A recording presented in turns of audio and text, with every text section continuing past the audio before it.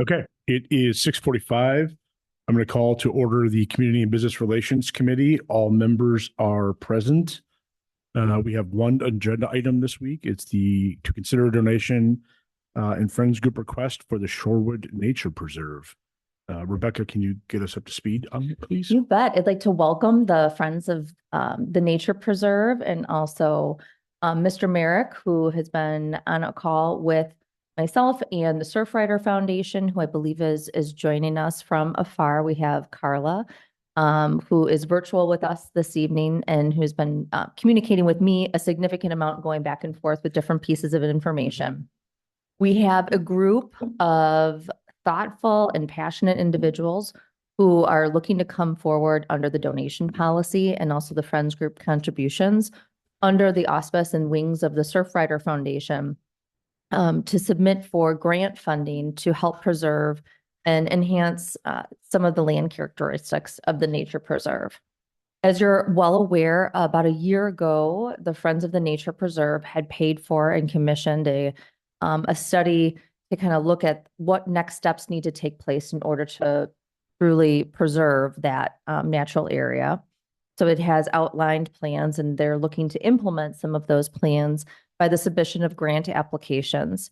They're not requesting any funds from the village, but they are requesting our cooperation and partnership when it comes to communication and public involvement, as well as our staff's time in terms of accessing the site and being a partner to help them leverage the grants that are out there.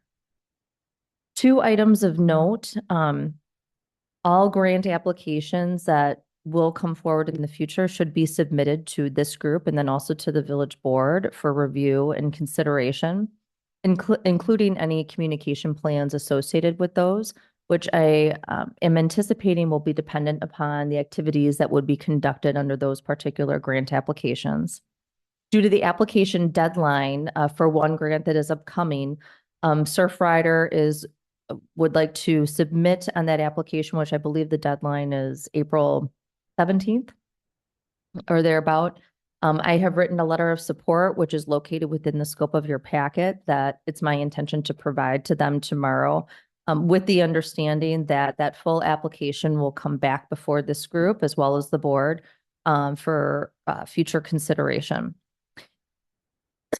It should also be noted that the village attorney will be requested to provide guidance on the method of procurement for any construction activities related to the site, as improvements are located on village land and are subject to statutory requirements and bidding. And with that being said, I'd welcome an opportunity to turn it over to Carla, who is online with us. If you'd like to unmute. Yes, thank you so much. Hi, everyone. My name is Carla. I'm with the Surfrider Foundation. I'm our Climate Action Program Manager. I help support our chapters throughout the country, including the Milwaukee chapter, to plan and implement restoration projects that enhance coastal resilience and access to the coast. And I was curious before I get started, Rebecca, are the slides up, or are you wanting me to share the slides?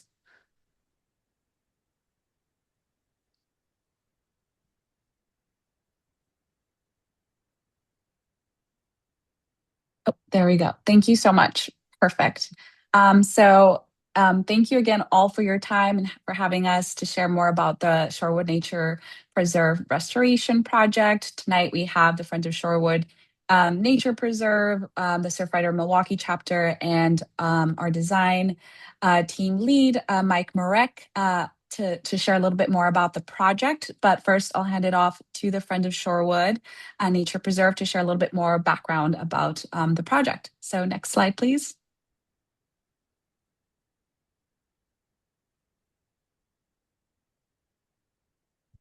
Does someone want to come to the mic and, okay. I will warn you, you need to virtually inhale the mic in order to be heard. Good evening. My name is Roland Schrader, along with Cormac. We're Friends of Nature. And a little bit of history. Would you come a little bit closer? Yep. Like a literal inhale. I shouldn't have said virtual. Okay, is that good? That's That's better. Okay, great. Well, a little bit of history. Back in 1973, there was a proposal to turn the lakefront property of the current preserve into a 200-unit condominium complex. So the Wisconsin Regional Planning Commission and the UWM Botany Department declared the site to be unique in terms of flora and fauna, and they recommended preservation. So the village paid only $8,000 for this treasured lakefront space, and the remainder was covered by grants and donations. Since the official dedication of the preserve in 1982, volunteers have informally worked to improve the village investment. So our Friends Group, founded by community volunteers, allowed us to advocate for inclusion in the parks and open spaces plan, a boundary survey, formal land management plan by American Landscaping, and removal of an old fence. And we first got together as a group in 2022. So we feel proud of the many improvements in this space, but we've reached a point where we need outside professional assistance to accomplish the plan which has been approved by the village. So we're thrilled to partner with the Surfrider Foundation and hope that you'll support us in pursuing grant monies to help restore the preserve and allow it to be a healthy and safe haven for the public for future generations. Thank you. Thank you. Thank you. Thank you. And so next slide.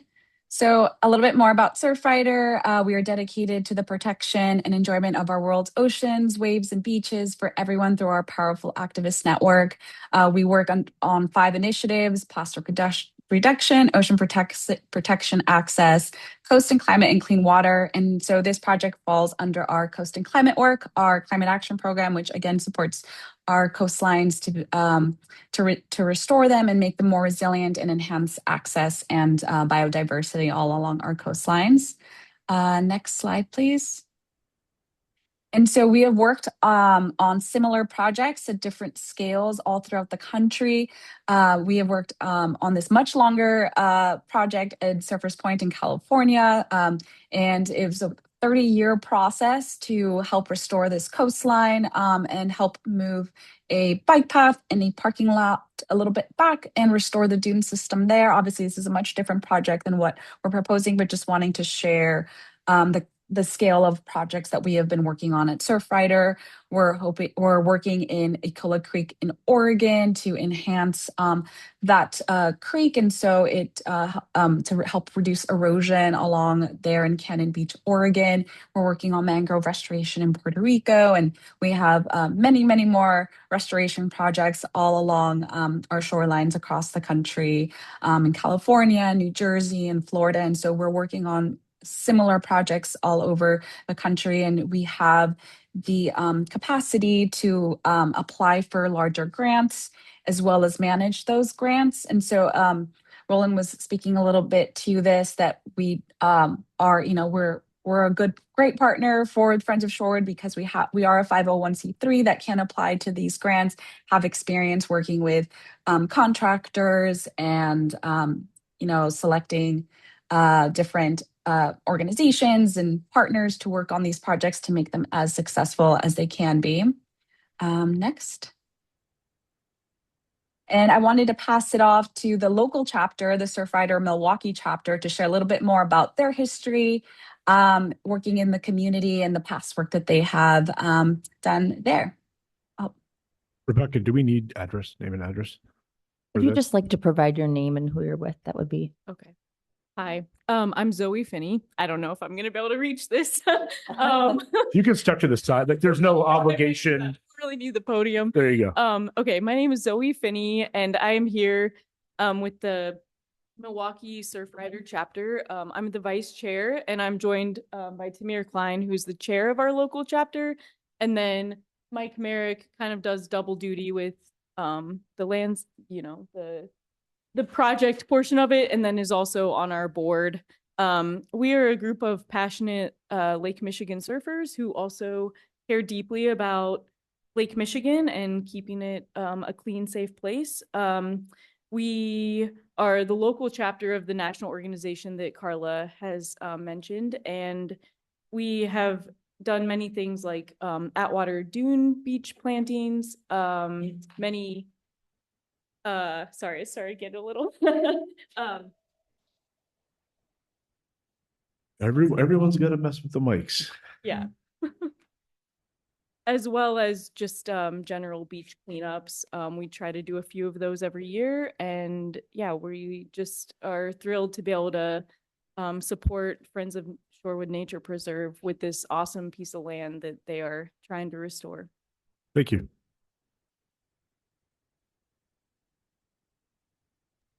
Thank you. Next slide. And Mike will share a little bit more about the restoration and the land management plan and more of the details around what is in the land management plan and what we're proposing to do. Good evening. I'm Mike Merrick, Merrick Landscaping, and part of the Surfrider Milwaukee chapter. Merrick is a 30-year business here based in River West. We do coastal resilience work, living shoreline solutions, and we design and build parks and trails. You may know us from our work at Atwater Beach. We helped with the design and construction, and we are involved with the ongoing maintenance there. And we designed the B4 River District plan from Estabrook Park to Capitol Drive. Those were all publicly, let projects, and we competed for those, and I hope performed well in your opinions. We're really proud to be involved with this with Surfrider, and the Friends approached us kind of separately in looking for help with the land management plan. And I talked our chapter into teaming on this cool project, and really excited that they wanted to get involved. We helped write the land management plan for the site and do the initial concept work in collaboration with both Surfrider and the Friends group. Our goal is to clear the way initially, clearing hazardous trees and getting rid of some major erosion issues. We want to plant 10,000 native plugs, about 100 woody native species.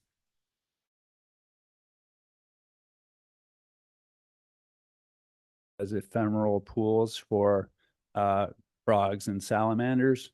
We want to create bird habitat and restore some of the native flora that will support the important migrations that happen through the preserve.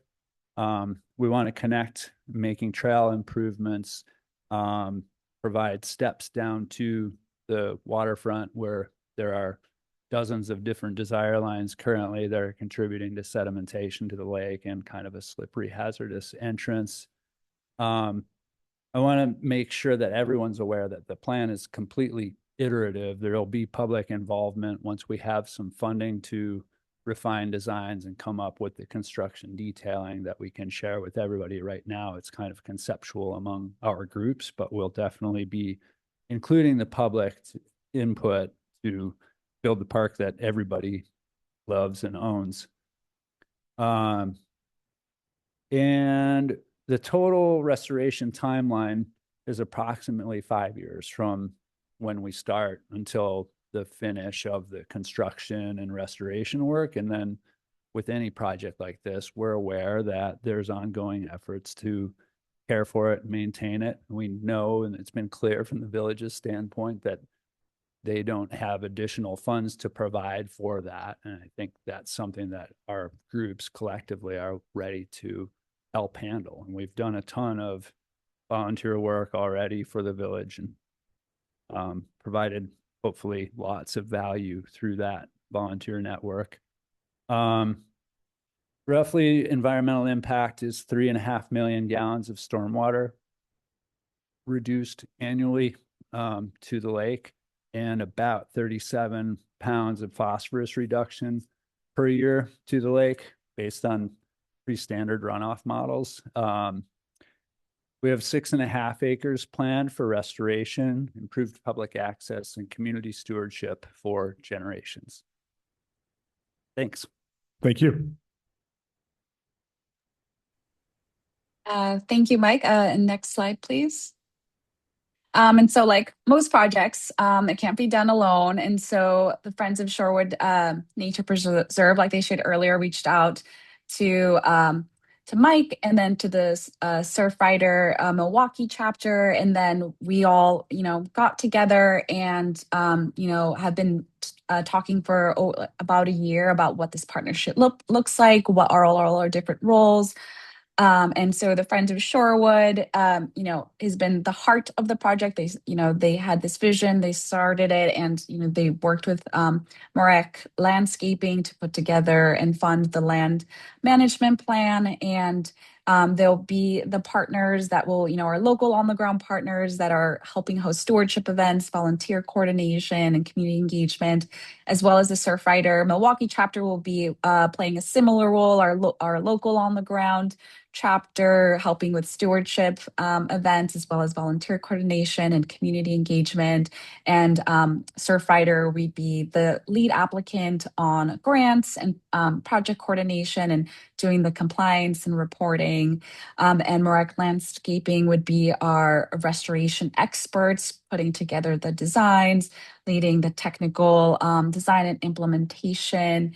They've been incredibly helpful in the process of putting together grant proposals and increasing our credibility in those proposals. And then the Village of Shorewood, an incredibly important partner as the landowner and hopefully partner to work together and would be approving the work, supporting the permitting, and helping stay informed and helping with community outreach as applicable and as there is capacity. We understand that there is limited capacity, so our goal is to make this as plug and play and as easy as possible for the village to be a partner and help support this work. Next slide. And so how this looks like is assuming we're approved to accept donations, Surfrider, we would identify the applicable grant opportunities for this particular project. And then we would apply to the grants. We share our grant applications for review before submitting to ensure that everything that we're including in them are activities that we all are wanting to see in them. And if awarded, we would be the ones to administer the grants and doing the reporting and compliance to ensure that we're meeting all requirements for the grant funder. And as well as ensuring that any grants that we apply to, if there is any match requirements, that we can meet those. We don't expect the village to provide any match requirements. We would be the ones that identify if that's in-kind contributions, what they're looking for. And if it's beyond the in-kind contributions, we would ensure that we have those match, that match in a way from another grant that, wouldn't fall onto the village's plate. Some current grant applications. So there's a Restore America's Estuary grant that's due April 17th. And so that one, the deadline is coming up, and that one would have a response by mid-May. Another one is Bader Philanthropies. Again, response is around mid-May. And any additional grants that we apply to would be shared and reviewed and approved before submission. And again, we would ensure that if there's any match requirements, that those would not fall on the village. Next. And again, Mike touched a bit on this. We really want this project to belong to the community. And so we're, planning to, as part of this plan, we're including many opportunities for the community to provide input, feedback on the designs. We're planning like surveys, open houses, community meetings, potentially some walk audits where people can go out and, with a clipboard and,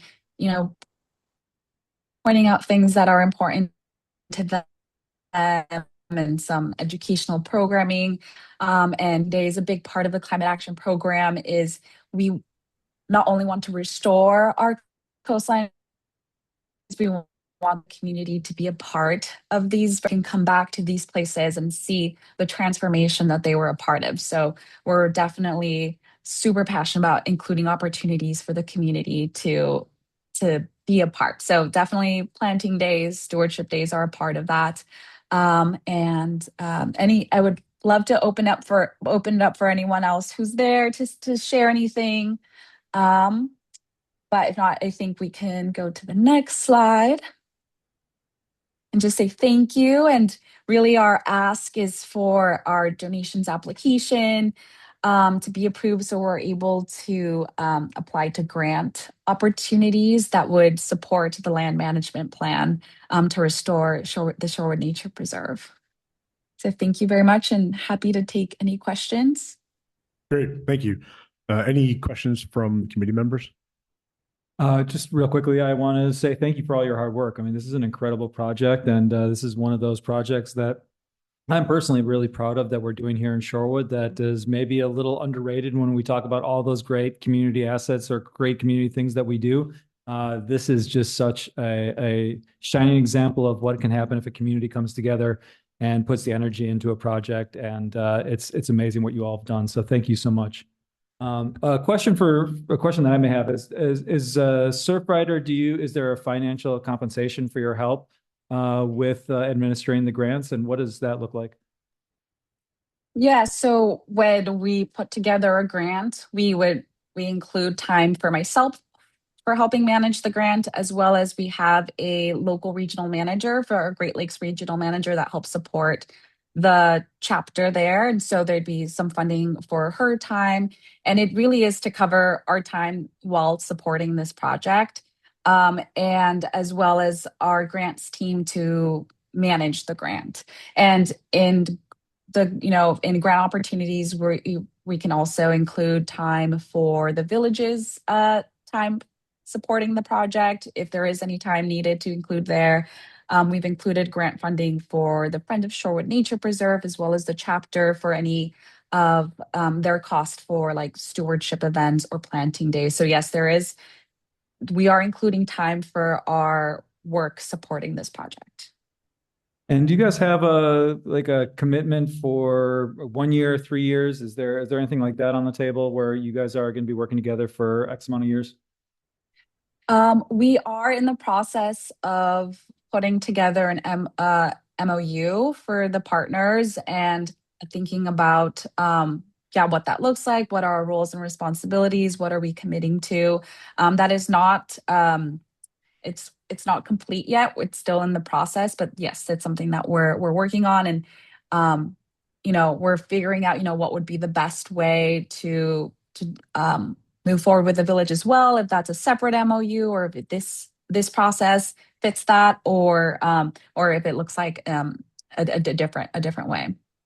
Thank you. Well, it sounds like a great partnership, and look forward to seeing this progress. Thank you. Yeah, and I would make sort of similar remarks as Arthur. I think it's the nature preserve is a real gem of Shorewood, and preserve like that, it doesn't just happen by itself. It takes a lot of work, as you well know, to maintain native species and keep things the way they're supposed to be. And I really think this is the kind of public-private partnership that's the real asset to the community. And if you're successful in the grant applications, it would be something far beyond what the village would be able to afford to do on its own. My question is, do you have any insight as to what your odds are of getting funded? I assume this is a competitive process. There's probably a lot of applicants out there. Yeah, I feel fairly confident that this is a competitive project. So for the Restore America's Estuaries grant, that was so the first part of that process was submitting a letter of intent, which was still a pretty robust process, and only certain projects get invited back to submit a full proposal, and we were invited back to submit that full proposal, and that's the one that's due April 17th. So that gives me some that we are pretty competitive, and so overall feel pretty good that this is a competitive project. Okay. Yeah, that's great. I think it's something I look forward Yeah. to. So Can you walk me through just very briefly, sort of the grant writing experience of Surfrider? I mean, is this, you've mentioned a couple times you have a grants department. So is writing grants, managing grants, all that is part and parcel to this project. And I'm assuming that's something that you handle all the time. Yes, yeah, a lot of, I would say the bulk of our work is, so we have to be, and we have experience with state, federal, local, foundation, grants. So all different kinds of funding sources we're comfortable with. We have a grants team that helps us identify those opportunities, apply, manage, and report, and then close out on those. So yeah, we do have lots of experience with grant applications and managing those. Okay. Yeah. Are there any other questions from the committee? None for me. For me, this is a no-brainer, so I'm happy to take a motion. All right. Let's see. I can make a motion if that's all right. Please. So I move to approve the donation Friends Group request for purpose of submitting future grant applications, individual grants projects to be reviewed and approved as funding is secured. second. All those, any discussion? Yeah. You may. So I'm just wondering if this is the first time we would have any kind of a relationship with another group doing management of village projects on behalf of, is that accurate?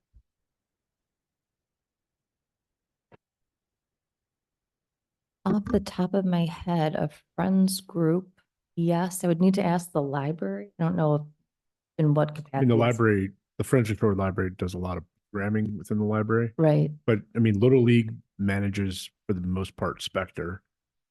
I mean, there seems to be a fair number of quasi-private and public partnerships.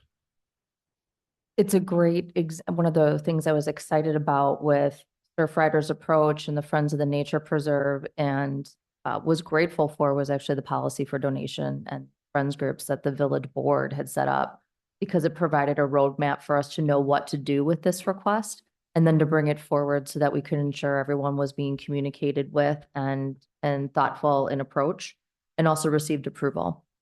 So it would be the first one under these policies. Okay, thank you. And I want to thank the Friends of the Nature Preserve. It's a treasure near the first place I went walking in the village when I moved here. And so I'm so grateful to everything that you've done. It was a sea of garlic mustard the first time I walked through it. And I would never have believed you could do that much just pulling, but you showed me you can. I guess one of my concerns with this is, do we know, so we're giving approval, then will this go before the full board at the next meeting? Yes, essentially with this committee approving it, they're providing that recommendation to the board. This would then move to the village board at their next. Meeting. But they need this letter by the 17th, so. Correct. It would be my So intention. it's a little rush, but it's just hopefully the first time we won't be in a rush situation. I have a question about using Merrick only. I know Merrick well. Merrick has done work at our property. We'd ask you for a bid again. But my concern is, obviously you're very involved with the foundation, Surfrider, or with Surfrider.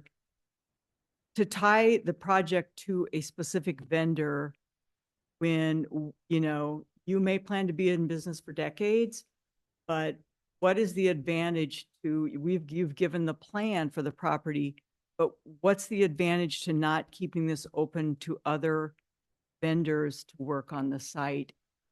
It's your money. It will be your money and not the village money. But I'm just saying from a perspective of being consumers with grant money you're getting on behalf of the village, why would we go into something with only one vendor? with a privilege. It's basically a privileged business opportunity, right? And I know you've done Milwaukee River, you've done Atwater Beach, you do the Bluff, you have got the Village of Shorewood wrapped up contract-wise for landscaping specialized.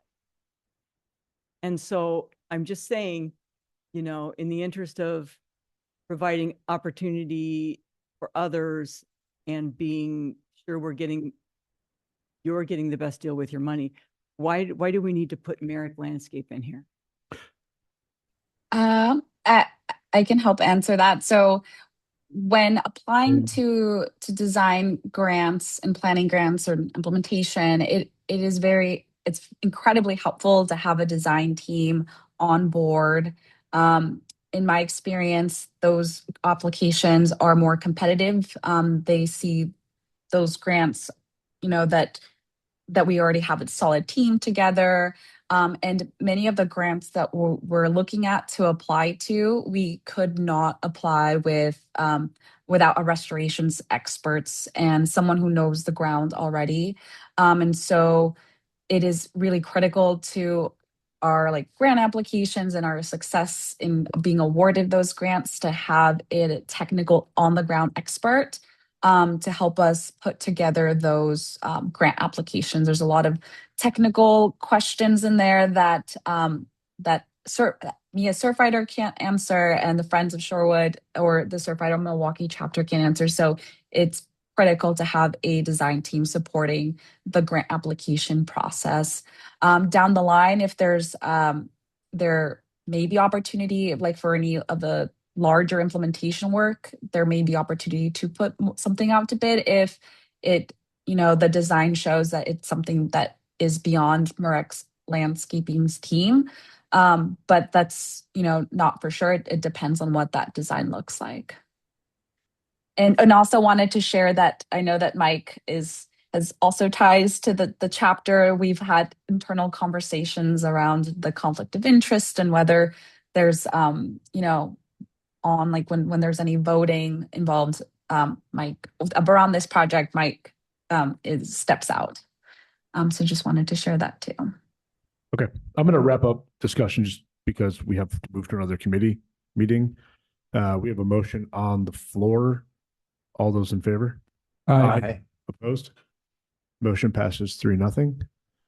With no other agenda items this evening, take a motion to adjourn. So moved. Second.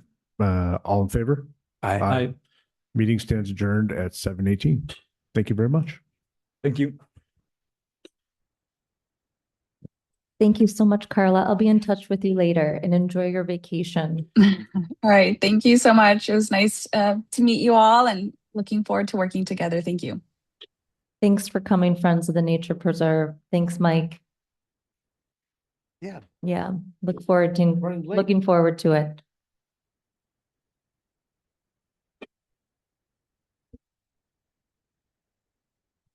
Ready to roll right into number 2? Mhm. All right. Good evening. We're recording. Yes, we are. Fantastic. Good evening, everybody. It is 7:18 and we are convening for the Public Works Committee. All trustees are present and accounted for. On tonight's agenda, we have one item, and that's to consider transportation and parking regulation request for reckless driving signage. Tonight's presenter on this topic is Leanne Butchlick. I see, Leanne, you are here virtually. Can you hear me? We can. Okay, I apologize. I'm having some issues with my mic and camera, and I think I got the mic working, at least for now, but cannot get the camera on. You're doing just great. Thank you. All right. So this submission came from the the Parks and Public Spaces Bike and Traffic Subcommittee. It's signed by Sandy Pendleton, who I believe most of you are familiar with. They initially submitted this item as an initiative for 2027, but after some conversations, we suggested that they do it through this process rather than the initiative process. And what they would like to do is post notifications that with the recent change in state law, the Village of Shorewood does impound any vehicles stopped for reckless driving. So it's really just about signage. I believe the request included some examples that the group put together. This is so new, we have not been able to find any standard signage. So anything that we do would have to be custom. And right now we're probably looking at in the neighborhood of $75 or so per sign. The request outlined a number of possible locations. It would really be up to this committee to make a recommendation, if you so choose to move this forward, as to the number and or location of those signs. The one point that I would raise, and I'll work through this with Mr. Pendleton, is that at a number of these locations, which you might know, as you enter the village at most places, there's a lot of signage. You know, we have a lot of different types of signage at these entry points. And the size, I think, that they were initially requesting or hoping for will be very problematic. I think we have to keep it to a standard sign size. And it'll take some reconfiguration to determine exactly where we're going to, where we're going to put this. One example that they chose was entering the village on East Capitol Drive. There are probably the first three streetlight posts have signs already completely full, and we've have other signs on just single signposts. So, there's just going to be a bit of jockeying around if this is something that goes forward, which is not a huge deal, but it is, it's going to take some time. And it may be that this being a sort of a discretionary sign, we'll call it, not a regulatory sign. It might not get the prominence that the group is hoping for, simply because the regulatory signs will take priority in placement. Thank you, Van. Trustees.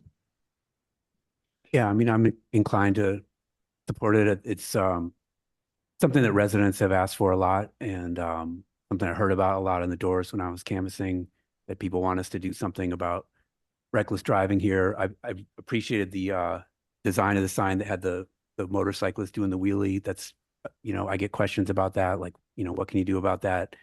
And so I was in favor of this ordinance when we passed it. I think it passed 7-0. We're all for it.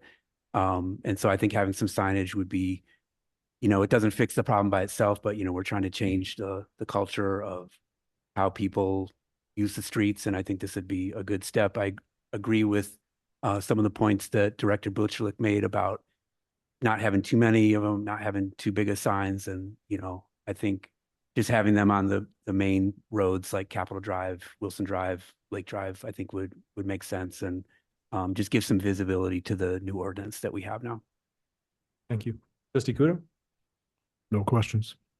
This is, I really love the idea of this, and I am in favor of supporting it. I'm not thrilled about the sign design. It's just like too many words, hard to read. And if you're recklessly driving through the community, there's no chance in the world that you're reading the sign and caring about what it says. I mean, it's just not, I'm all for trying to figure something out. And I think this is pretty a low frequency thing to do, but I don't know how this moves the dial at all in reckless driving one bit. I think we'd have to get the signs right, to a certain degree. If you drive down Capitol, and I've talked to Mr. Pendleton about this, and I've talked to Leanne about this, there's so many signs as it is. It's hard to understand what's going on at this point. So, like my initial thought for this is there a way we can do something different with these signs? Like I almost thought of like, reaching out to the public art committee to see if there's something better we can do, something more like eye-catching or attractive, something like even yard signs in the right of way as you go down some of these areas. I know right off of Woodburn, there's a slow down sign in the lawn. And like, to me, that's effective. That's more effective to me than something that's on a light post it's not going to be easy to read. I mean, if you see some of these examples, there's just so many words and the sign's going to be tiny and it makes no sense. So I like the idea and I would be, depending on how this moves, I'd be in favor of supporting it. But at the same time, I would like to see us be a little bit more creative with our signage and try to do something different, try to do something that's a little bit more eye-catching and, maybe incorporate one of our other committees to help us with that. But that's my take on it. Yeah, I mean, I know I don't have any questions, but I'm of basically the same opinion. I mean, I don't want to say no. I don't know that it'll do anything or that this will work. Capitol Drive is just inundated with signs. I mean, I don't read them anymore. And so I don't know, but it seems like low-hanging fruit. It's relatively inexpensive. Someone may see them. The designs certainly need work, and I'd like to see the, DPW staff come back with some alternate designs. But this is at best a Band-Aid for a much larger problem. Yeah, and I always mention this, like I'd much prefer physical infrastructure that really makes people slow down. And I mentioned the example of the sign with the wheelie. I'm not wedded to any particular design. No criticism there. Yeah. No, I'd prefer to just defer to the experts on this, but I'd like to see some signs because it is a new ordinance. Most people don't know about it. So I think we should be letting people know that we've got this ordinance now. Right. Yeah. I would be inclined to support it, send it back to DPW, see what kind of designs they may have in mind that would be effective in this scenario based on the size and placements. I'd also like to see what we can do about, these sort of yard signs that we can put in the right of way that might be a little bit more eye-catching. I don't know if we loop in other committees to help us with that or we just want to stick with this and go forward with the DPW sort of design. Whatever the case is, I support it, but I'm with you guys on this. I don't know how effective this is going to be. Is this something oh, go ahead, Leanne. I'm sorry. Oh, no, I'm sorry. I just want to respond to a few of the points. Just to be very clear, the size of the sign that we would post on a streetlight light pole will not be large enough to include graphics. If you really want to look at something that is eye-catching and not just text, then I think maybe this gets kicked back into some sort of initiative track. We can, what I'm going to bring to you is going to be text. From my perspective, no, I wouldn't support text. I mean, we're either going to do something and do it correctly, or we should look at something else. I'd be open to brainstorming other creative ideas on this. That would be, if we just have a small sign with text that says we tow and impound, I feel like that is, I don't know what kind of symbolism that is for our community as well. Like, I know that's something we do, but it's just, I know we're not trying to be nice to folks that are recklessly driving our streets, but at least something that's a little bit more like, I don't know. I don't know how much I love the optics of just straight black text on a small sign that says like we tow and impound, it just really is. Given the cost, it would almost be, That's the cost for a text sign. What is that, $75? Yeah. What if we just recommend to DPW, make some signs, let the board vote on it, up or down? We would not be making the signs. If it's, the design of it. if they're text only and I'm a no on text only. I just don't think it's going to do anything. Yeah. you know, if honestly, given the cost of the signs, if there's 6 signs, you know, at what's it, $450, I mean, you could do you could do something else that would actually perhaps reach people. I just don't think this is it. I would love to bring this back to sort of a committee to brainstorm a little bit more before we move forward with it. I mean, I think that's kind of where we're headed. I just don't, I mean, I don't see this as being as impactful as it can be. I think there's a better way with this, and there's something more creative. And I know it's only $450, but I mean, you know, I'd like to explore some options before, you know, before approving this. Yeah, I mean, there's $450 effective and then $450 ineffective. And I just don't feel like this is, I mean, I'm happy to have a conversation with any member of Bike Ped Safety Subcommittee, with Sandy, you know, whomever. Yeah. To try to come up with some better ideas. For me, this isn't it. Yeah, I agree. So Would you like to invite them to that discussion? Yeah, sure. Yeah. if you want to if we want to create a public works committee, joint public works, bike and ped, I'd be very open to that. Okay. And maybe they can kind of sway our decision on this, but it would be great to have just sort of a, you know, bigger, more holistic, creative discussion on what we may be able to do that's better, more effective. Perhaps we could just simply invite them to one of the next committee meetings. Yeah, that's perfect. Okay. Well, then I'll move to defer. Second. Sure. Aye.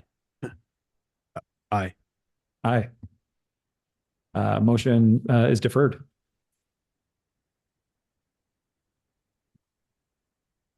I'll take a motion to adjourn. Move to adjourn. Second. We are adjourned at 7:32. Thank you. Meeting. Good evening, everyone. I'd like to call the meeting of the Village Board to order at 7:37. Has the meeting been properly noticed? All right, all trustees are here except for trustee Arndorfer, who is excused this evening. We do not have any special orders of business, and so we will move on to the consent agenda. Is there a motion to approve the consent agenda? So moved. Second. Motion by trustee Ursing, seconded by trustee McGovern. Any discussion? Hearing none, all those in favor of the consent agenda as presented, say aye. Aye. Aye. Any opposed? Motion carries. Moving through to citizens to be heard. This matter is for items not on the, I said I was going to take a proclamation first. I would like to go take the proclamation for the Women's Club out of order, if there are no objections. All right, hearing none.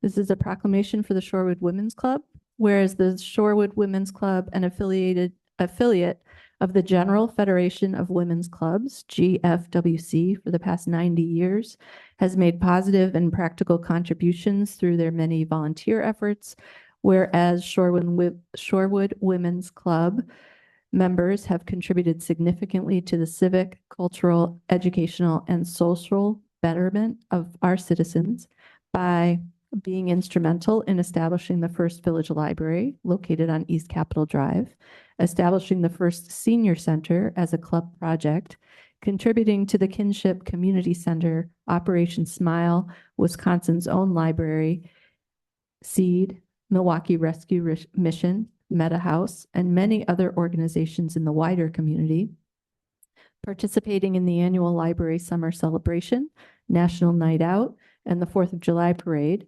providing annual scholarships to students at UWM, Shorewood High School, and MATC. Whereas the women who have served in the Shorewood Women's Club have exemplified the highest standards of citizenship, concern for humankind, and spirit of renewal that has continued to build upon our nation's proud heritage and cultural legacy. And whereas the Shorewood Women's Club has been a member of the GFWC and will celebrate its 90th anniversary on April 16th, 2026. Now therefore, I, Ann McKay, Village President of the Village of Shorewood, Milwaukee County, Wisconsin, do hereby proclaim Thursday, April 16th, 2026 as Shorewood Women's Club Day in the Village of Shorewood and commend the observance to our residents. Thank you.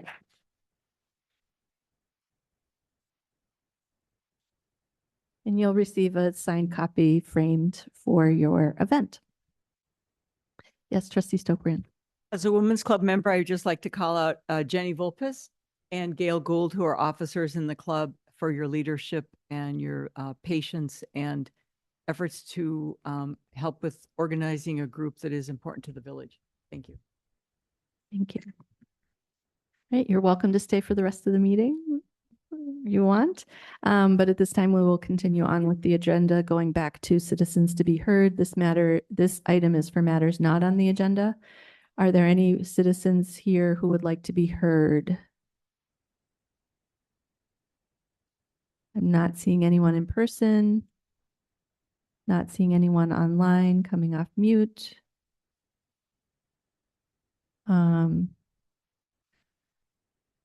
So with that, I will close citizens to be heard and move on.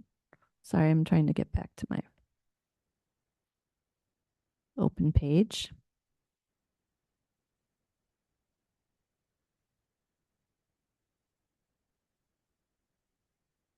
That brings us to new business.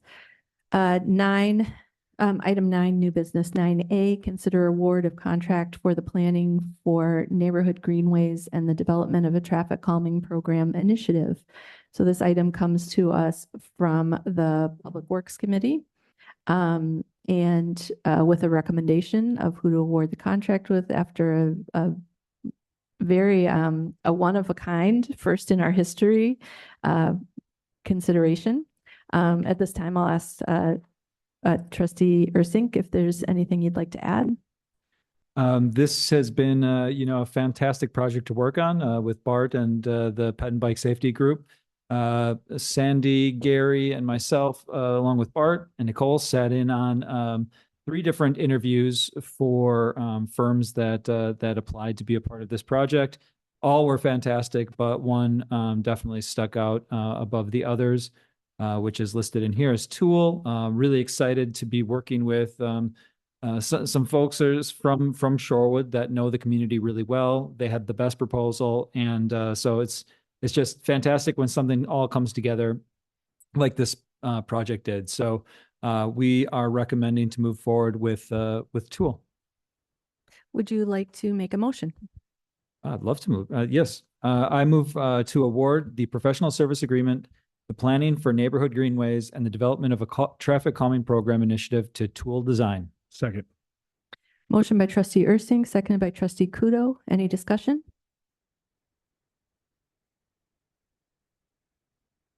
Hearing none, all those in favor say aye.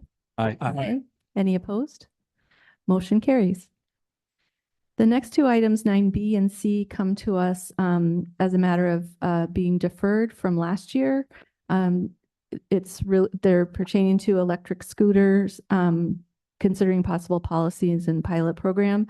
I would actually ask the body to defer these once again due to the construction on Oakland and just not being in a position to really accurately evaluate this item.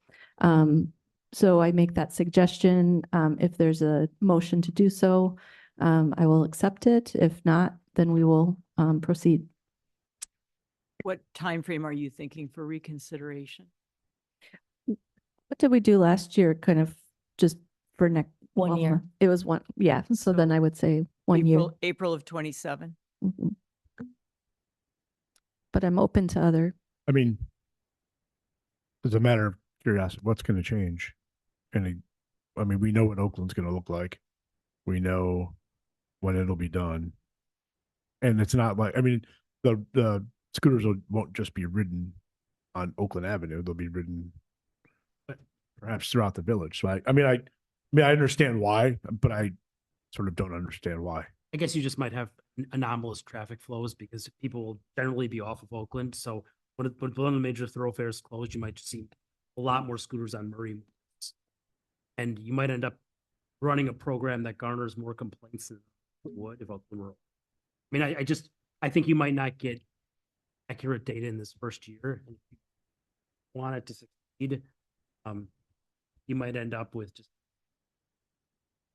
what it leads to. I mean, I'm open to deferring. I think I would prefer to implement it when Oakland is open and have a real picture of, where the scooters are being parked, how they're being used, whether traffic laws are being followed. Again, I'm happy to discuss it tonight, but I'm also, my preference would be. Trustee Tokrian. I'm just concerned about, to Trustee Warren's point, the distracted driving. The Oakland Avenue project it's just so difficult, I think, sometimes just to focus on, can I go northbound today? Is it only southbound? Who's crossing the street where? Where's the bulldozer? I just think for distracted driving alone on that stretch, but it expands. So even though it's just North Oakland, I think all the streets around it are affected by construction. And so I would agree with Trustee Warren to defer. I mean, I guess my thought is not that we would need to immediately implement it, but why not have the conversation about it? Right? I mean, why, if we don't do it now and we have the conversation and we have the back and forth and then we decide to implement it in 27, why wait until 27 to have the conversation to then, like I would say maybe things change. The board changes a little bit, the perception of scooters and how to keep track, how to, maybe the infrastructure of scootering changes within, a year or two. It seems to be evolving pretty quickly, but I feel pretty firm on my stance currently, and I don't think that would change next year, even if Oakland was open. So, my question along those lines would be, if we're going to defer, and I'm not opposed to deferring, but would we want to really defer for a whole year? Because we might then be getting into like 2028 when we actually start. Because if we wait till April 2026 to debate it, then it's probably not actually going to start till a long time after that. Maybe defer for 6 months or 9 months, something like that. This is just scooter rentals, right? We're talking about Lime or whatever. There are plenty of kids riding around Shorewood on scooters. So it's not as though it's not already happening. It's happening you see it every day. Yeah, so I do. All we're doing going to is school on electric scooters every day. all we're doing is minimizing transportation opportunities. And I don't feel like I've got the votes to move forward on this, so I'll lose, but I'm comfortable with that. I've lost before. I just don't see the logic in waiting. Again, I'm happy to discuss it tonight, but my preference would be I just, have this, again, with Oakland being closed, I can see people riding through the construction zone.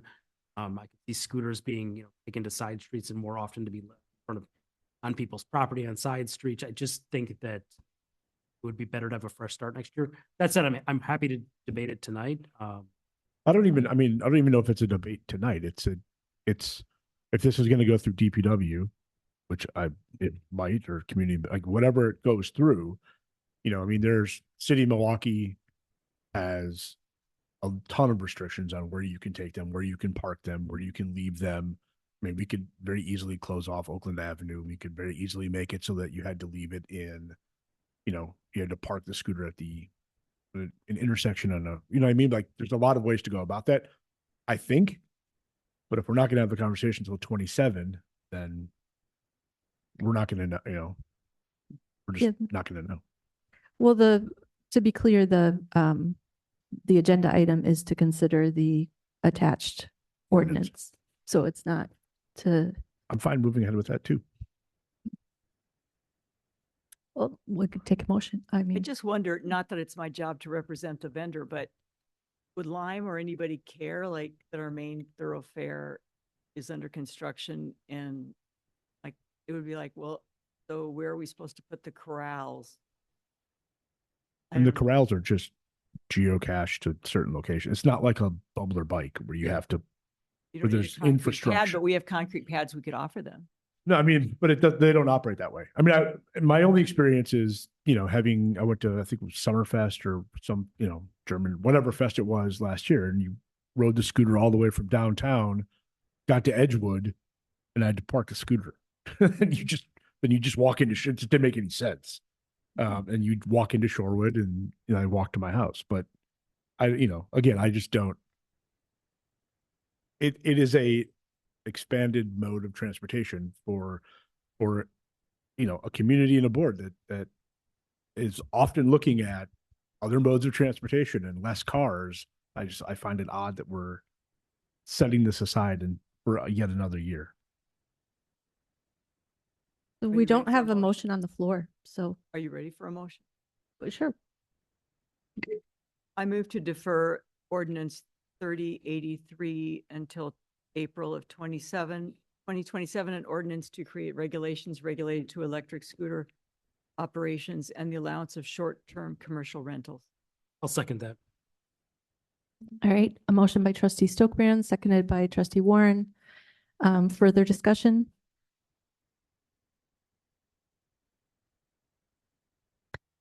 I have to say you're convincing. Yeah. Trustee Kudo. Well, we'll find out. And so I could, I forgot, well, rather than skimming, if this motion fails and then there's a motion to take action on the ordinance presented to us, does it include a start date? That operation of the ordinance is up to our discretion or not? Ordinance would, if you adopt, I mean, obviously, if this motion fails, but Yeah. doesn't look like it's going to, but regardless, I'll answer your theoretical question. Mm-hmm. The ordinance goes into effect at the time that it's signed and published pursuant to law. I don't see that there was anything in draft ordinance different effective. Well, would go into effect if you adopt it. The resolution's another, I mean, that, you weren't asked about the resolution. I think. But the ordinance says it'll go into effect, enforce after its passage posted. I could, couple of days. So we could take action theoretically, if it's not deferred, then we could take action on the ordinance and then not take action on the resolution, which would by nature That's defer true. a pilot program. Could do. Mhm. Director Griepenhoff. Yeah, I just wanted to clarify or point out that there are two items. The ordinance does say that you can't have commercial operations unless you have the agreement. That is the resolution that was referred to. So the ordinance itself establishes restrictions on roadways where you can park them, additional prohibitions on sidewalks, and then allowing the commercial operations. So the ordinance is the precursor to allowing the limes and the spins and whatever. But to Trustee Kudo's point, people are already operating these scooters in the village without having these restrictions or regulations. And so if the board wanted to, you could proceed with discussing, adopting, or whatever, modifying this ordinance. That does not mean that you're inviting the commercial operations. That would be covered under this next item. So just wanted to make sure that clarification was known. And yes, it would be effective upon passage. So there are two separate items. Thank you. Sorry, can I clarify? Absolutely. If so, we proceed, let's say motion fails, we proceed. Currently there is we are closed for some of these commercial entities to come through, right? So you're riding your scooter, you get to Edgewood and you can't go further. Would it be within a week, a month before that opens up? I mean, if this ordinance passes, then we're essentially opening up that boundary. No, we would not. So in I don't have page numbers on mine, sorry, but so D2 of the ordinance says that no person who engages in the business of short-term commercial rental of electric scooters to the general public in another municipality may allow rented scooters to be operated in the village of Shorewood without that agreement. So this is just codifying what our current standard is. So one of that section says that we would entertain agreements with commercial operators. Two says if you operate somewhere else, you can't automatically just operate here. So Unless we do Right. the resolution. So we do the resolution, we move forward, and then that allows us that next step of negotiating with these commercial, scooter companies. Correct. You need to adopt the ordinance before Right. we're allowed to entertain those. So then if we don't like what they have to say, We don't we allow say them. no. Exactly. So I if think you- it makes sense because people are already riding these scooters. It makes so much sense to actually have something in place for our community to, to move forward if this is already happening. So bottom line here, we can put the ordinance in place, but we could always say like, we want the pilot program to commence next year. We could lay the groundwork for the pilot program and then delay if we didn't like what we. Yeah, I Trustee mean, Kudus wanted, really. my understanding is that we vote on this, put the ordinance in place, and then Lime or whomever, right, comes to us and says, well, we would love to expand our borders north from Milwaukee into Shorewood. And then we would say, okay, this is what we're thinking. These are the parameters that we have. Is this something that you're interested in? Is it, economically feasible for your company? And we go back and forth and we either agree that that's something that we're comfortable with or we don't. And then at that point, because I mean, if you remember, the city of Milwaukee had pilot programs all over, I think there was 3 or 4 separate pilot programs. And then, they did it for a while. They didn't like it. They went back. They were gone for a little bit. Then they came back. I mean, all this does is really allow us to have the conversation with those companies. We don't have to say yes to anything. I hear you, but is that the case? Like, so just to be clear, this Mhm. doesn't start the pilot program. This just says we're gonna have a conversation, figure out the parameters and see if we're comfortable.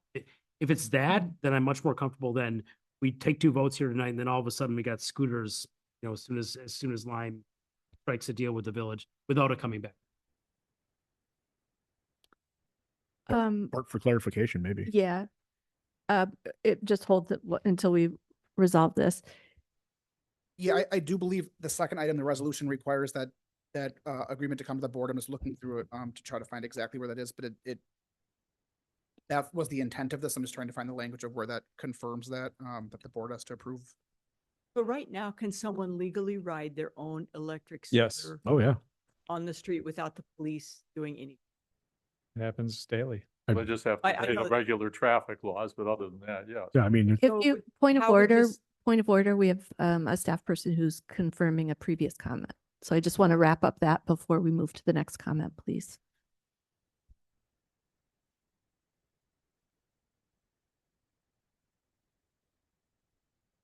are you looking for the program duration? I'm just looking to see that it comes back to the board for approval and not that this in and of itself allows staff to proceed without bringing it back to the Yeah, board. it's 3-1 initial term. Okay, Participation in the program shall commence upon review and approval of a participant's application by the village board. yes, there you go. So yes, any agreement would have to come back to you. The ordinance would allow that agreement to be solicited. But that agreement would then have to come back to you for confirmation. Thank you, trustee Widow. Yep.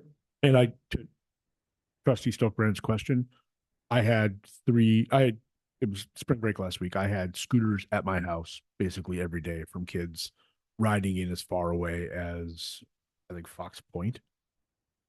So there are scooters, they are all over. As the village attorney said, they just need to obey the rules of the road at this point. Thank you. And trustee Stokebrand, did that answer your question? Or would you like to So restate? they're doing, I guess my question wasn't, are they doing it? I know they're doing it. They're doing it on the sidewalk and the street in my neighborhood. Is it legal right now? Could the police stop someone? Like, I'm wondering about what will this, if we pass the ordinance tonight, does this change what happens in the police department? It is legal right now, so state statutes allowed this to take place and it granted local municipalities 4 opportunities to define regulations. One was you may restrict or prohibit operations on roadways. The current draft, based on previous discussion, was that we would not restrict that activity. You also may restrict or prohibit operations on sidewalks. This does prohibit on sidewalks, so that would allow the police department to theoretically write tickets for someone if they saw an e-scooter on the sidewalk. Once again, Regardless of their age? correct. An electric scooter on a sidewalk, police could give you a ticket. If this ordinance was passed, is my understanding correct? That's how it's drafted. The only exception would be from River Park to allow you to transverse from Oak Leaf Trail into the village, so River Park was excluded. The third one was it may establish requirements and limitations for parking. So yes, this would identify where you can and cannot park.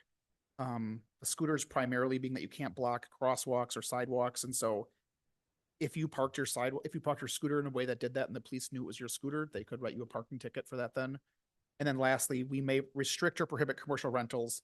That would be based on any sort of operation that we would agree to in the next resolution and or future agreement. So right now the state says that these are legal vehicles, but municipalities can do those 4 things. I would also add at this point, we're a little out of scope of the motion on the floor, which is around whether to defer. So perhaps we should take action on that motion and then see if there is further action that's an option. Okay. So the motion on the floor is to defer this item for consideration for 1 year. Right? And it was made by trustee Stokebrand, seconded by trustee Warren. It has been discussed. And so all those in favor say aye. Aye.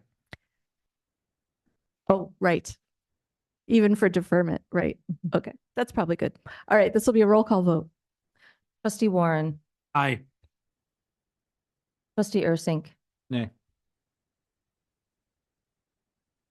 trustee McGovern, Nay. trustee Stokebrand, Aye. trustee Kudo, Nay. President McKay, Nay. and the nays have it. All right, so this item will not be deferred. And so at this time, I would open it up for a motion to consider this item this evening. I'll move to approve ordinance 3083, an ordinance to create regulations related to electric scooter operations and the allowance of short-term commercial rentals. Second. Motion by trustee Kudo, seconded by trustee Warren. At this time, Trustee Ursink. sorry, That's right. trustee Ursink. At this time, then we can entertain discussion about either the content of the ordinance or the meaning or anything that wasn't covered on the previous. Yes. I guess I did not second the motion, but I'm okay with moving forward with the ordinance itself. Mhm. I think it's good to put it in place. I'm a little bit more reluctant to move forward with the pilot program, but that said, I will be supportive. Thank you. And just to be clear, staff was not in favor of either of these. The police and the public works were not in favor of the resolution or the ordinance. Had reservation. Correct. I think that's a better way of saying if they had reservations with respect to just enforcement that I think would be expected and whether or not they have the capacity to do so. So I'd have to look at exactly what the wording in the memo was, but yeah, I don't think that they said yes or no. I think they expressed some hesitation. DPW noted concerns over being required to respond to abandoned or stray scooters that block pedestrian passage within the village should operations be allowed, and the police department noted concerns over reckless scooting behavior, including sidewalk riders. So. And from what I recall, it is sort of around level setting expectations around enforcement and maintenance, than that it is, unless a scooter operator is sort of doing that behavior right in front of a police officer. You know, a lot of times if there's a, bicycle on the sidewalk, for example, by the time the police are called and they get there, that person is operator is no longer in the area. And so there's a frustration around enforcement. And this might be the same. So there might have been other concerns as well, but that's key. And then also the DPW with limited capacity, and really not part of their duty to, play that role, that we would be very clear with the public around reasonable expectations regarding that item. Yes. I'm trying to remember about the Bike and Ped Safety, the Parks and Public Spaces Committee was going to look at rational recreation rules this year. Wouldn't this apply? Wouldn't the scooters apply to that initiative? I am less familiar with that initiative per se, but I do know that this actually did come from that committee within early discussions. They are the ones that actually helped us draft that. To your point, that was back in 2019, because this has been going on obviously for quite some time now. So the committee was involved and their recommendations are within. Thank you. Any other discussion? None on this motion. All right, hearing none, this will be a roll call vote as well. Trustee McGovern, Aye. trustee Stokbrand, Aye. trustee Kudo, Yes. trustee Warren, Aye. trustee Ursink, Yes. president McKeag. Aye. Motion carries 6-0. Now, can I ask a question about 9C? Bart, this is gonna go to you, sorry. Why don't we officially open the item so that we, Oh, I thought it was already opened. It was just because they were part of two action memo. required. Sorry. yeah, that's okay. At this point, I would like to move on to 9C just for clarity, and I can open it up for questions before a motion. Sorry. They were under the exact same action. You're right, So same I- memo. Yeah. Yep. So 9C, correct me if I'm wrong, which would basically say Shorewood has adopted this ordinance. If you are interested in participating in this program, come see Bart. Correct. We would share the terms within which would like to see the program run. These are drafted based on examples in Milwaukee, Wauwatosa, West Allis. So if presuming a company that's working in one of those cities wants to expand, they would have similar operations. They would come to me. I'd review it with the village attorney. We'd bring it to you guys for at that point. So if we pass 9C, then we still, as a board, have final say. Would it go directly to the board or would it go to community and business where it started, its infancy? How did that work? Do we know? I believe it says village board, as you pointed out in there, but I guess you could defer it back to a committee if you wanted to. Okay, thank you. Just as a point of information, so at this point, we require people who have a bicycle to have a bicycle. But at this point, we have no legislation that requires someone with a scooter to have a license. Is that correct? I don't know that answer offhand. I don't deal with licensing, unfortunately. Something to think about. I know we discussed whether or not going forward, at the bike and ped safety, do we want or need a bicycle license? And I think at that point, they were mostly concerned about theft. And because bicycle theft is common in Shorewood, they were going to look for information, data from the police. How often is it helpful to have a bicycle license?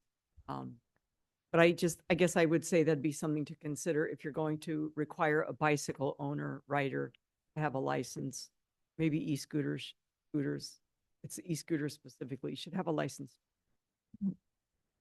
That would be a possible amendment in the future. I can make a motion unless. I would take a motion. I move to approve resolution 2026-02, a resolution establishing a pilot program to allow commercial electric scooter operations within Shorewood. Second. Motion by trustee Kudo, seconded by trustee McGovern. Discussion? Yes. I do not think I have the votes here, but as I said, I would prefer to defer this for a year. So I'm going to vote no because I don't see a point in negotiating something that I would otherwise vote against. But again, I think that this vote's going to go the other direction, but I wanted to justify my vote because I'd prefer to. You never know, trustee. I thought I was going to lose a vote 20 minutes ago. We'll see soon. If I might, Yes, please. I would agree with trustee Warren. I think that at this point, for vendors to come in and talk to the staff when the intent is to not do this for a year, I want to see, let's wait a year. The other thing would be if we do parking meters at the same time as we would do e-scooters. That's a lot of change at one time. If we go forward with that, I would rather not put this on staff right now until we're sure we're ready to go in. Because I think then you can get more current pricing structure. Was there a second, trustee Kudo, to your motion? Trustee McGovern. McGovern.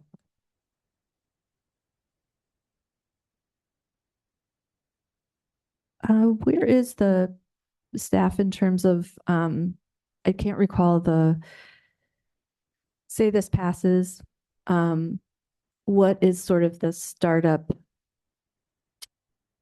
capacity that's needed in terms of public communication? convening, responding to requests to enter into agreement with the municipality. And it may be in here and I just didn't. Yeah, I thought it was in here with respect to, should this pass, that staff would reach out to any operator existing within the city of Milwaukee, just because it's more likely than not that no one's going to do a standalone program in the village of Shorewood. So I thought it was in here that said if this were to pass, staff would reach out to those operators, I think- discuss their interest. Yeah. And so are there any concerns at this time from staff about if this should pass and go into effect this year? I mean, I wouldn't bring anything to you until I was comfortable and the village attorney had reviewed it. So I can't speak to how quickly something will come. And I just, if you're looking for something to come by May, I'm telling you, that's not going to happen. Right. So yeah, if I will work on what's directed to me, but I would not bring it to you until staff were comfortable with the terms before we would discuss it. So we really do, ultimately, the village drives this, no pun intended. By approving this now, all it allows us to do is to start a pilot program, but we control how quickly that goes. We control when it happens.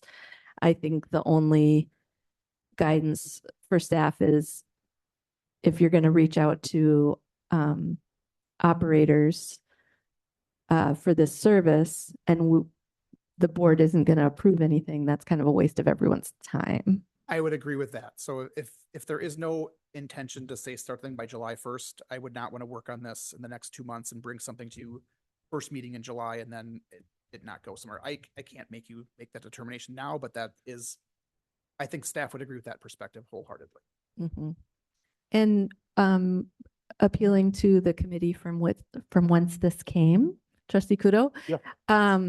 Was the thought being by deferring it for a year that looking at this in April would allow for potential utilization or implementation for the summer season, which is probably the highest use. I mean, going to the Wayback Machine from last year, I don't recall exactly. I mean, I read through the minutes or I read through the notes and stuff. I think it was too new and we didn't have any experience with it. And it was like, okay, this could work. Let's see how it goes in Milwaukee.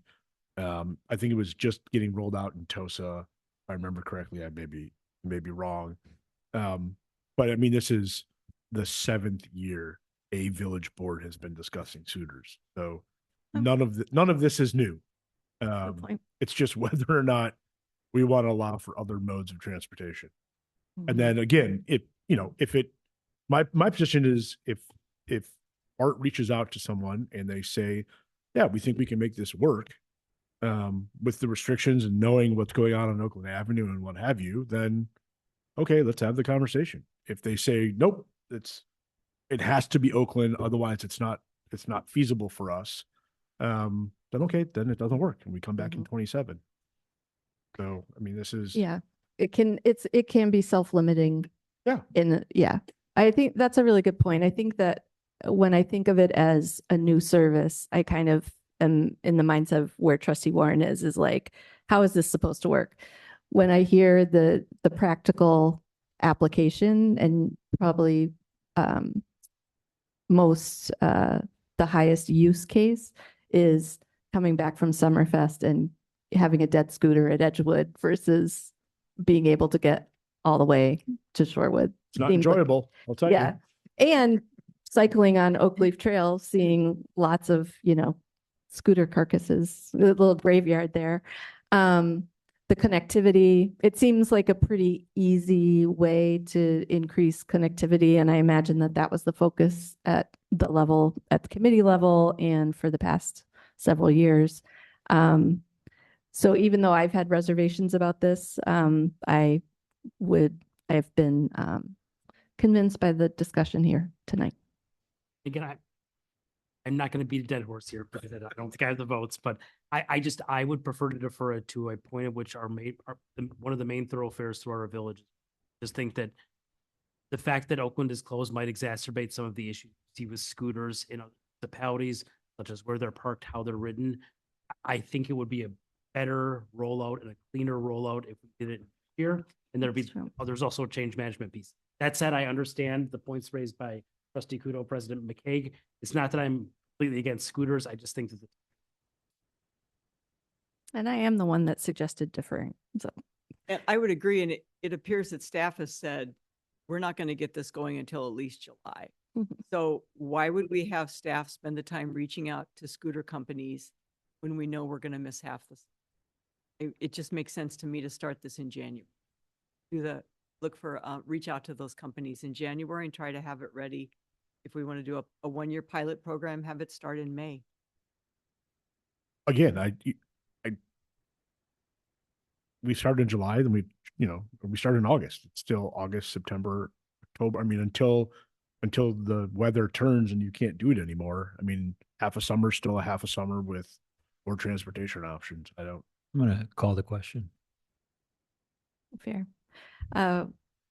Motion to call the question. Is there a second? Second. Motion by trustee Ursing to call the question, seconded by trustee Kudo. Any discussion? All those in favor of calling the question, say aye. Aye. Aye. Any opposed? All right, motion carries. So at this time, I would like a roll call vote on the consideration of resolution blah, blah, blah, blah, blah. That's on the table right now. Whatever that, 2026-02. thank you. Resolution 2026-02. A roll call vote, please. Trustee Kudo, Yes. trustee Warren, nay. trustee Ursink, Yes. trustee McGovern, Aye. trustee Stokbrand, Nay.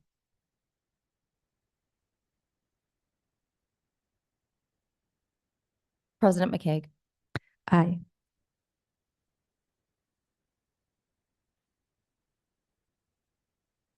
Motion. Are we at 3-3? 4-3. 4-3. Four, 4-2. 4-2. 4-2.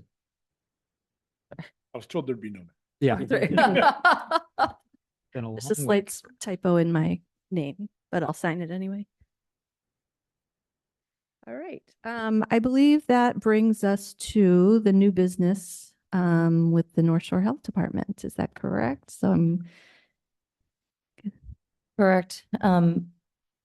Item D, which is consider ordinance 3086, an amendment to the chapter 299 food, lodging and recreational safety and licensing to include reinspection and reinspection fees. One item I'd like to note is that last week North Shore Health Department was informed that they needed to have an ordinance that was in proper ordinance format to allow for the passage of such an ordinance to come before you and be ratified tonight. So I wanted to take advantage of the time that they had already set aside and committed to come to this board meeting to discuss and answer any questions with regards to the ordinance. I do respectfully request that you defer this item for listing on your next agenda item. If it is in your discretion, something that you would like to proceed with and pass, so that we can provide you with that documentation in proper format. And then not have the North Shore Health Department come back at a future meeting. So to recap, you are open to us having discussion this evening, but not taking a vote and taking a vote to defer the matter. Correct. Okay, so for that reason, I will open the floor up to discussion of this item, taking advantage of our health officer and staff that's here. But I will not be entertaining any motions except to defer. Trustee Ursing. Thank you. First of all, I want to say thank you for all the hard work you guys do. I know you're at the farmer's market. We've got a lot of restaurants here in Shorewood, and you guys do just a fantastic job. Just really proud of the work that you do in our community. And I've read the materials, and I see sort of where you're coming from with this. It's right now, and I'm probably going to be the only one maybe out here alone on this one, but right now, as our businesses are just struggling with Oakland Avenue being under construction, it's hard for me to look at any price increase anywhere on the line for them.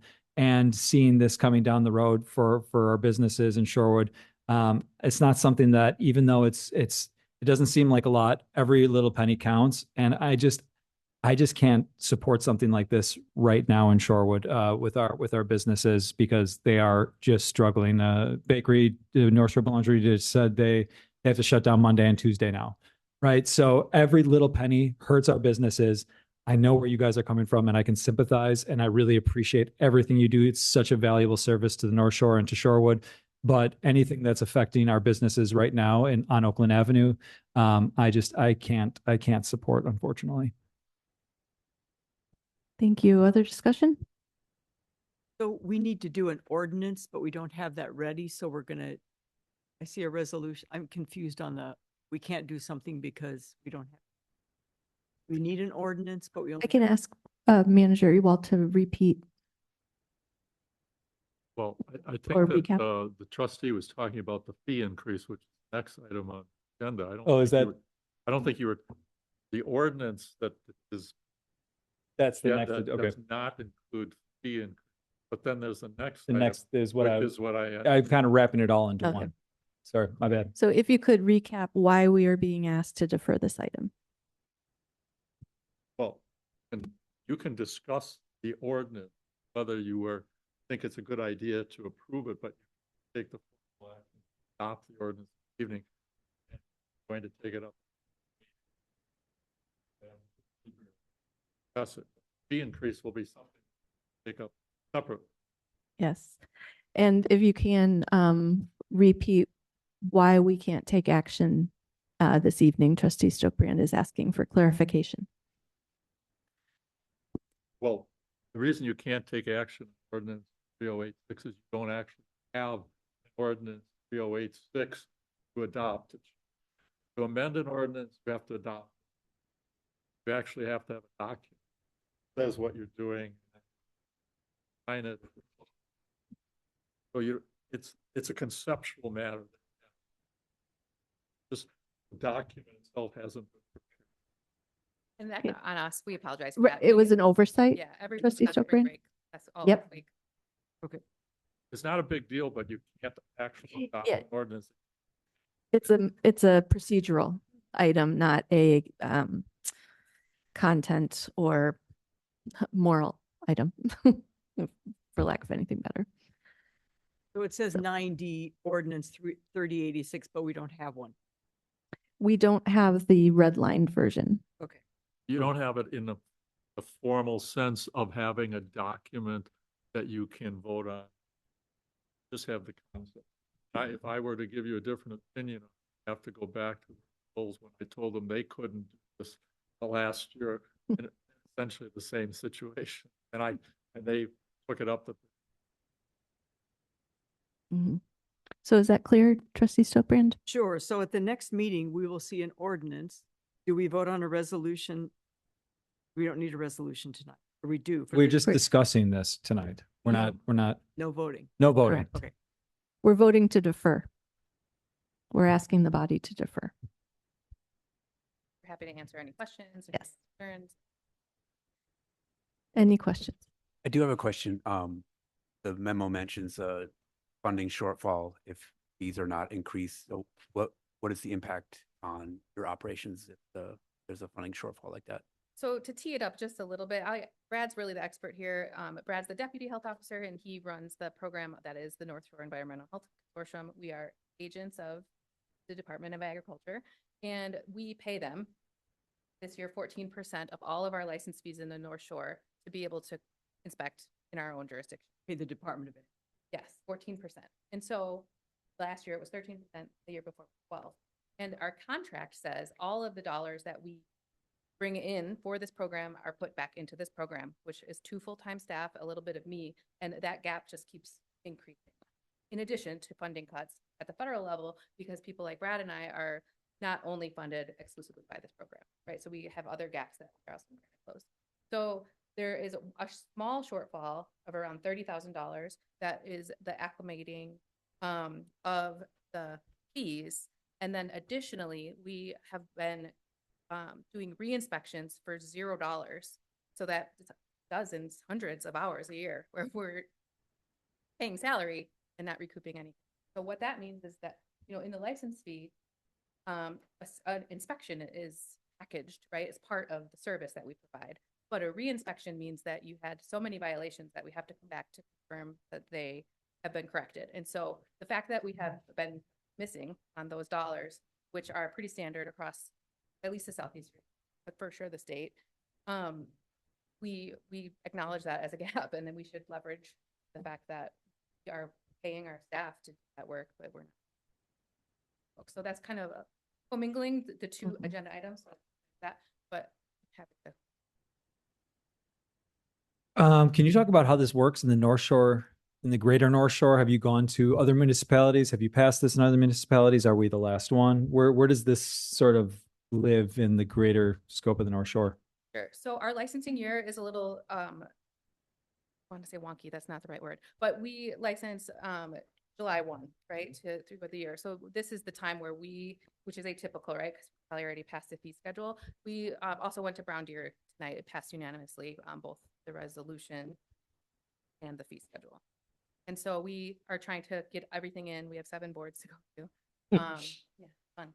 Best part of a. And then come back to, oh, you don't have to come back to this one. But I would like to say on the record too, that this was a part, like, so this has been discussed almost for a year now as a solution for the health department, because of funding cuts. And so this, in addition to the 4.14%, this was something that, the village managers in the North Shore, obviously no one's beholden to that conversation, but we've been trying to grease the skids, that this is an option to bring a little extra cash flow to solve our other problems, right? And we're doing okay.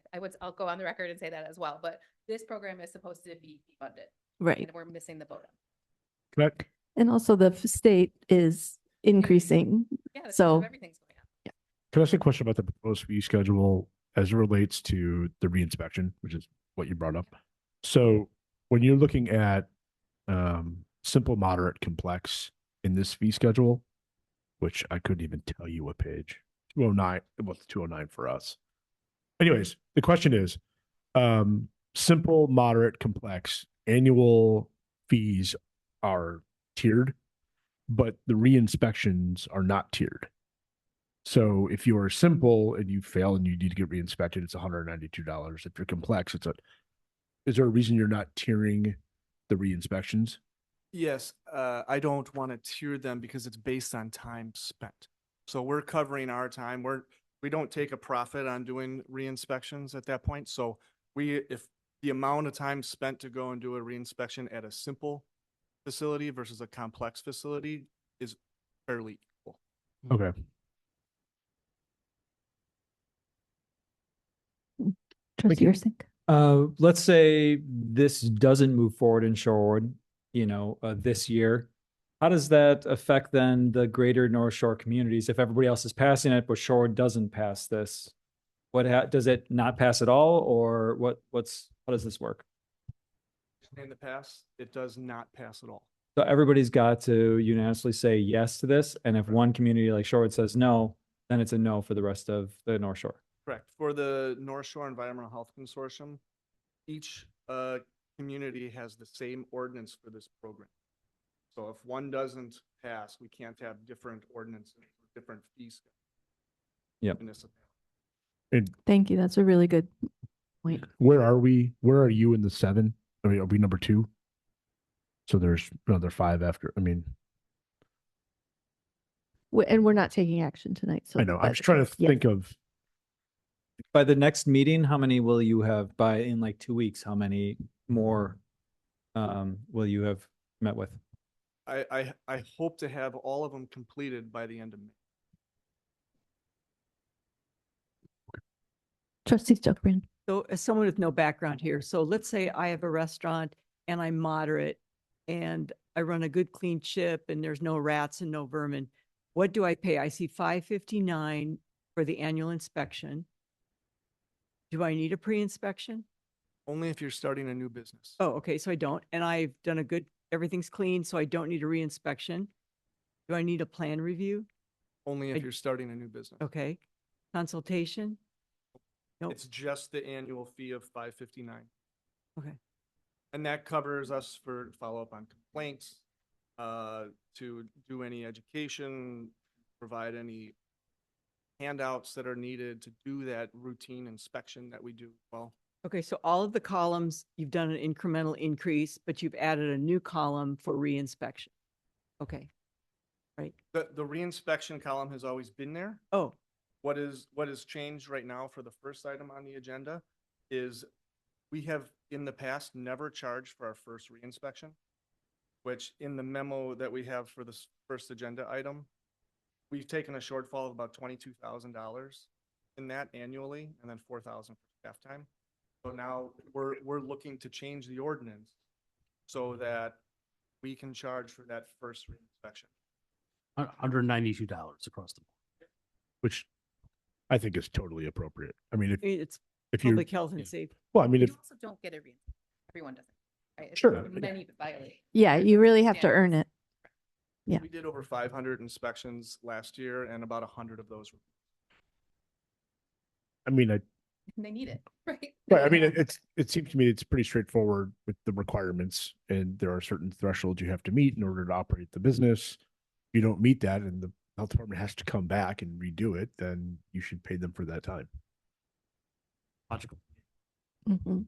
And it does seem that with, one moment, this is not an unusual situation where changes at the state level financially trickle down and affect us. So, municipalities have been receiving decreased state funds for years, but our costs, go up, and that it creates that gap. So we're familiar with it as well. Manager Ewell? I just wanted to recall for everyone that during the 2026 budget process, North Shore Health Department was here. We discussed a number of different issues with regards to the department and the deficit within their funding, and whether to, either the communities need to provide that funding and increase the amount and the share that we provide to the department, or there's a reduction in service level across the board. At the time, there was a general sentiment of the group that fees should be included within the scope of that discussion, which led to this evaluation and comparison amongst communities. And as an aside on reinspection, everybody needs some skin in the game. And so many times a first inspection may or may not be met, and they may go to this location, and I'm not saying this happens, but I know it does.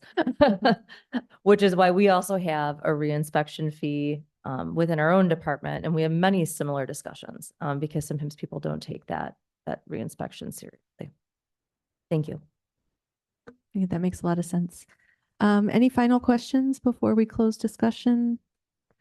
If not, I would ask for a motion to defer to the next meeting. I move to defer ordinance 3086, an amendment to chapter 299, food, lodging, and recreational safety and licensing to include reinspection fees to the next regular meeting of the village. Second. Motion by trustee Warren, seconded by trustee Stokebrand. We don't need a roll call vote for, all those in favor say aye. Aye. Any opposed? Motion carries. Thank you for all you do. For the record, I won't be at that meeting, but I would vote in favor of it if I were Okay. there. All right. Just tell me where we are in the agenda, because We are at 9C, or pardon me, 9E. Consider North Shore Health Department 2026-27 fee schedule. all right, we'll take a motion to defer. Yes, trustee Stokebrand. Oh, Don't want it done tonight. You want this deferred also? correct. Nope. But this is also. Deferred. This can be, You do not need to defer, but that is Yeah. certainly something. the I board see. can do. I You can take apologize. action on. Okay, So then I will move to approve the North Shore Health Department 2026-27 fee schedule. is there a second? I'll second. All right, motion by trustee Stokebrand, seconded by trustee Warren. Any discussion? Hearing none, this will be a majority vote, or just a voice vote. Okay. All those in favor say aye. Aye. Aye. Any opposed? nay. Motion carries 5-1. All right, that concludes the health department business this evening. Good luck with the rest of the 5. Mhm. Uh, Thank you, guys. Thank you. And does that conclude new business? Nope. No. One more. One more. Consider resolution 2026-03, approval of the municipal deposit schedule amendment. All right, we received an email regarding this as well. But this comes to us from our municipal judge. And so at this time, I would take a motion to approve. I move to approve resolution 2026-02, approval of municipal deposit schedule amendment. Is there a second? Second. Motion by trustee Ursing, seconded by trustee McGovern. Any discussion? Hearing none, this will be a roll call vote. Trustee Stokbrand. Aye. Trustee Kudo. Yes. Trustee Warren. Aye. Trustee Ursink. Yes. Trustee McGovern. Aye. President McKeag. Aye. Motion carries 6-0. All right. So that concludes new business. So moving on to reports of village officials. As president, I already issued the proclamation for the Shorewood Women's Club. Before I issue the proclamation for Telecommunications Week, and then there was a third item. Fire Right? Commission appointment. Oh, right, that's right. Okay. Whereas emergencies can occur at any time that require police, fire, or emergency medical services, and whereas when an emergency occurs, the prompt response of police officers, public works firefighters, and paramedics is critical to the protection of life and preservation of property. And whereas the safety of our officers and firefighters is dependent upon the quality and accuracy of information obtained from citizens who contact the Bayside Communications Center. Whereas public safety telecommunicators are the first and most critical contact our citizens have with emergency services. Whereas public safety telecommunicators are the single vital link for our police officers, firefighters, and emergency medical personnel by monitoring their activities by radio, providing them information and ensuring their safety. And whereas Bayside Communications Center telecommunicators have contributed substantially to the apprehension of criminals, the suppression of fires, and the treatment of patients. And whereas each telecommunicator has exhibited compassion, understanding, and professionalism during the performance of his or her job in the past year. Now therefore, I am McKeag Village President, do hereby proclaim the week April 12th through 18th, 2026 as National Public Safety Telecommunications Week throughout the village of Shorewood in honor of the men and women whose diligence and professionalism keep our village and citizens safe, and urge all citizens along with all agencies and organizations to duly note this occasion.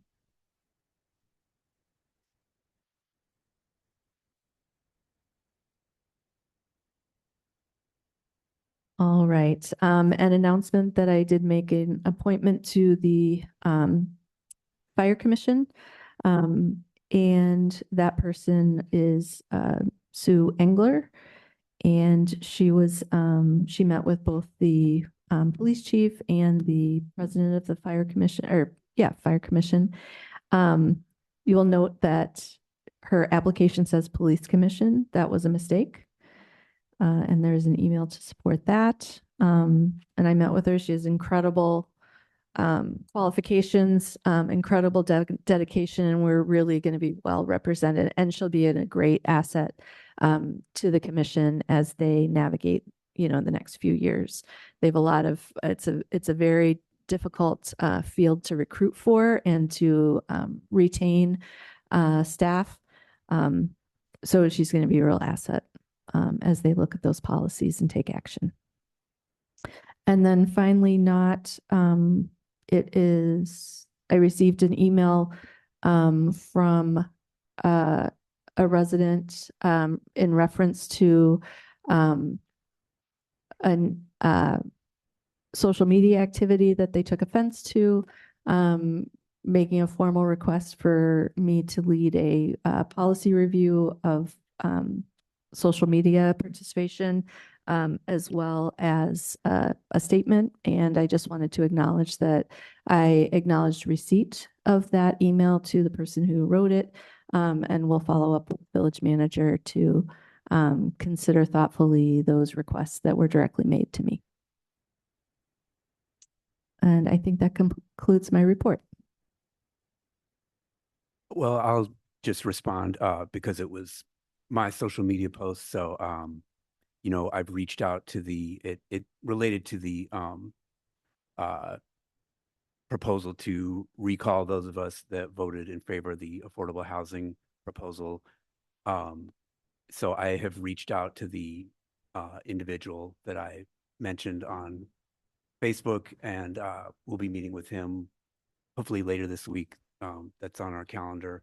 And this is something I do pretty regularly, is I meet with people in the village to have a face-to-face conversation rather than try to debate back and forth on Facebook, which often, you know, brings out the worst in people, myself included. So I'll be, I had a conversation with another resident who was not happy with my vote. And, you know, we sat at Collectivo for an hour and had a good conversation. So hopefully I'll do the same with the person who made this complaint about me. And going forward, you know, it's we do have a policy, which is, I think, a good one to, you know, as trustees, we should be respectful on social media. We should be really anywhere, but especially social media, because, you know, things can get just really out of hand on social media. So I kind of view this as a good reminder for myself and really anybody, just to kind of be more careful. That's what I'll be doing going forward. And I've decided to kind of take a step back a bit from my participation on Facebook in particular. I've spent a lot of time on Facebook the last 10 years, not always my best side, but, you know, I'll be making more of an effort going forward to just, you know, use my head a little bit more. Thank you. All right, any other reports of trustees? Yes, Trustee Ursink. So we just wrapped up our last Winter Farmers Market. It was just a fantastic success. Thanks for everybody that stopped by and check it out. It's definitely something we are looking forward to pursuing again next year, and now we are preparing for the summer farmers market. So really excited about that. Also really excited to keep on working with the village to create sort of you know, engagement opportunities at the farmers market. We do see several thousand people now come through every week, and we always offer sort of a community table for any sort of messaging the village has or any of the partners that come through the village. So looking forward to that. Also, just wanted to say thank you to all my fellow trustees here. You guys have all been super supportive as we've kind of moved through this election process, and I just really value these relationships that I've made. Everybody on this board, I've been able to lean on people and talk to people, and people have been there to for support. It's you know, we live in 1 square mile. It's not always easy. You know, when you're you know, you've got friends, you got neighbors, you've got people that think differently, and you know, ultimately, you know, we're all neighbors, we're all residents, we're all human, and we are doing what's best for our own community. I mean, we all, I think, deliberate on a lot of our topics, a lot of our ideas, and we all have to sleep with our ideas and our decisions at night. And I vote from the heart, and every single time. So I do just want to say I appreciate everybody here. Also appreciate the staff that is gearing up for an election tomorrow. I know Toya's not here, but I would have thanked her for all of her hard work. But she's getting prepared for tomorrow, as well as all the other staff. So and the volunteers that will make tomorrow probably run as smooth as humanly possible. So thank you to everybody. All right. Yes, Trustee Stokbrand. I'll echo that. I wanted to thank the election staff and the volunteers. I wanted to point out that the Parks and Public Spaces Committee will be meeting on Tuesday.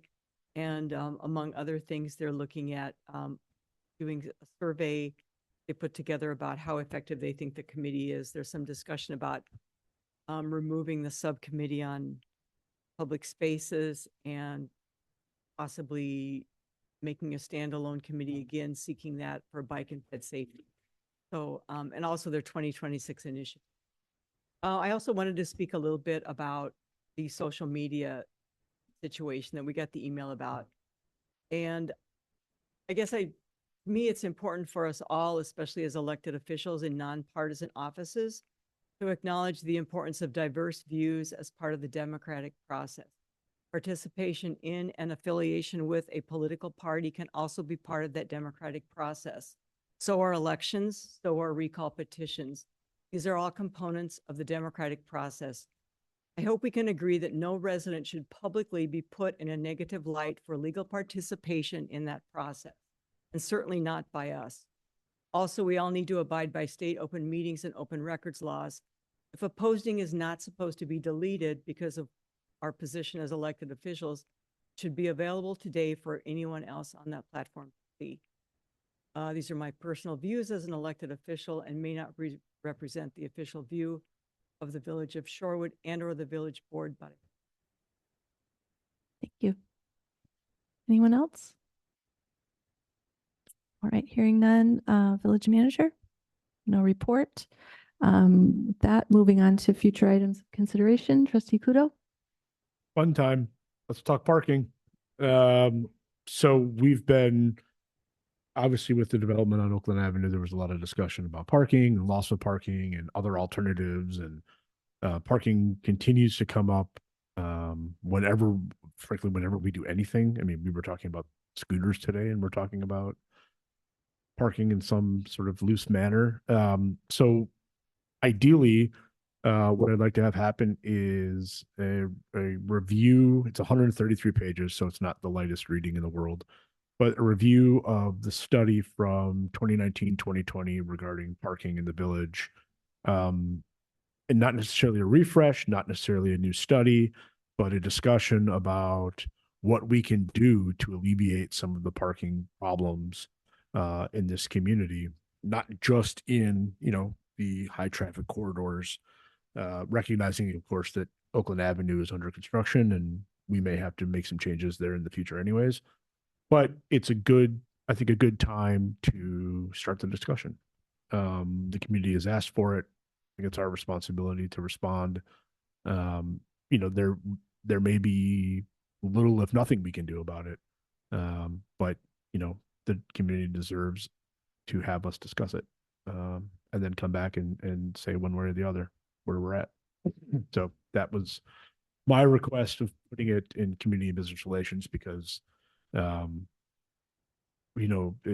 it affects both, and the members of the community and specifically businesses have reached out via email, via social media, what have you. It just seems like a really logical place for this to live. And we tackled chickens and bees, and so why not parking? Would you like to make a motion? I would love to make a motion to send parking discussion. I know there's no real, there's nothing fancy, to community and business relations.